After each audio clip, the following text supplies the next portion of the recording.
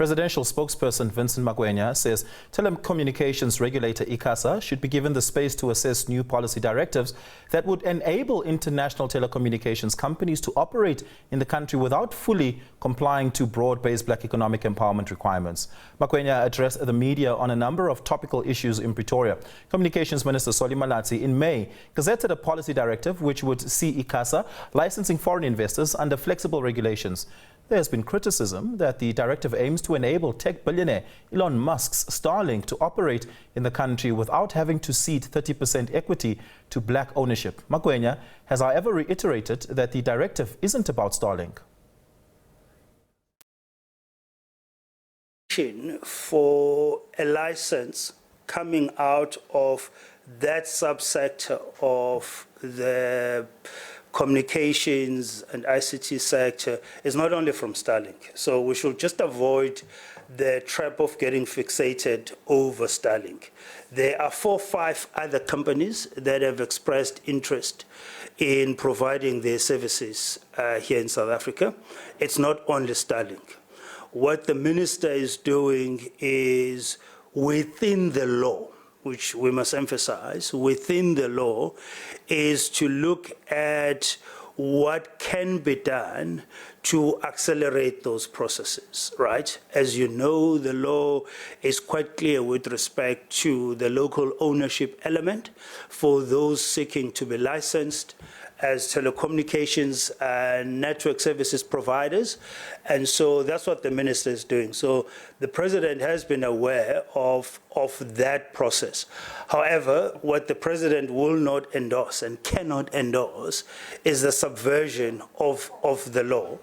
And in his engagements with various role players in this sector, the president has been quite clear that whatever is done must be done within the framework of our laws. And so if it turns out that ICASA cannot do anything beyond what is written in law, then the process will be to look at an amendment of the legislation. That is well guided in our statute in terms of how it needs to proceed. Well, let's unpack this further now with Siphumelele Zondi, who is an internet and technology journalist. Siphumelele, good evening. Thank you so much for your time. Really do appreciate it. Do you know 5 low-orbit satellite network operators interested? Well, I don't. And hello, Oliver. So it's the first time we're hearing of it, right? Because Starlink first raised interest, and then it was found that, or it was believed that there was nothing within South African law that could allow Starlink to operate in South Africa without being BE or triple BE compliant. And then there were then issues and conversations around equity equivalent laws that we are hearing about. And yeah, suddenly now it's not just Starlink. There are several companies that we're hearing are going to benefit from this equity equivalence should it happen. And it's not just Starlink. And we're hearing that there are about 5 companies. Maybe it should have come earlier that there are 5 companies that possibly want to operate in South Africa and could benefit from not going through triple BE laws, because it's the first time we're hearing about these 5 companies. Well, I've seen pictures of the minister in question shaking hands with some Amazon representatives. Who knows? It might be AWS. But more seriously, equity equivalent as a practice of broad-based black economic empowerment was signed into law by President Jacob Zuma in the early 2010s when the Broad-Based Black Economic Empowerment Act was amended from what was BEE to triple BE that we have now. But it was never ratified for telecommunications and ICASA.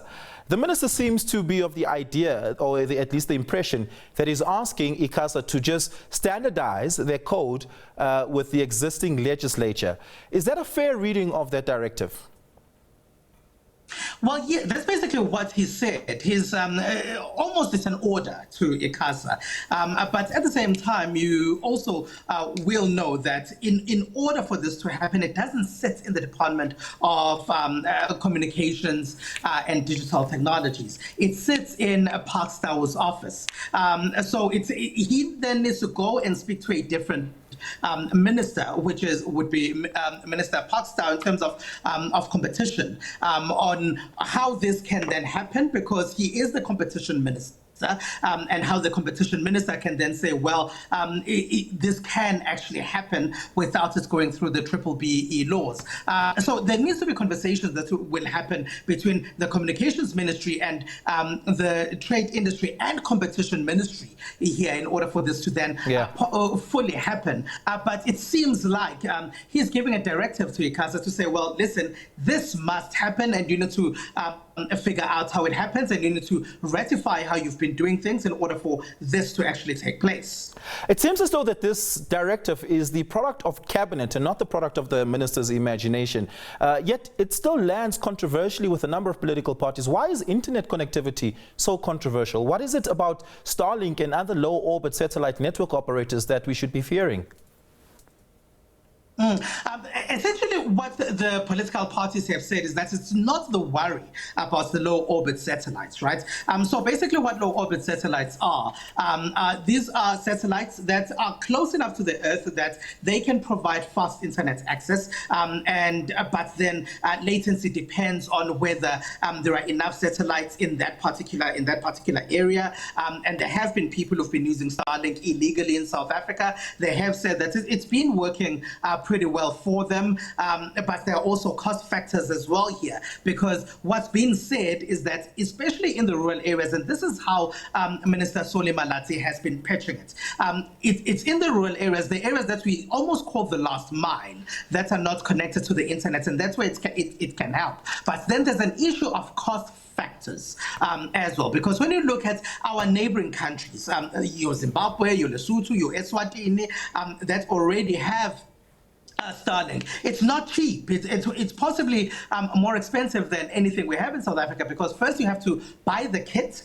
and then after buying the kit, you then pay the monthly rental in order for you to use it. But it's not only in the home where it can be used. It can be used when you are traveling and you want a kit for your car, maybe for your caravan, when you are going on holiday. But here, what and a lot of these political parties, the MKP would be one.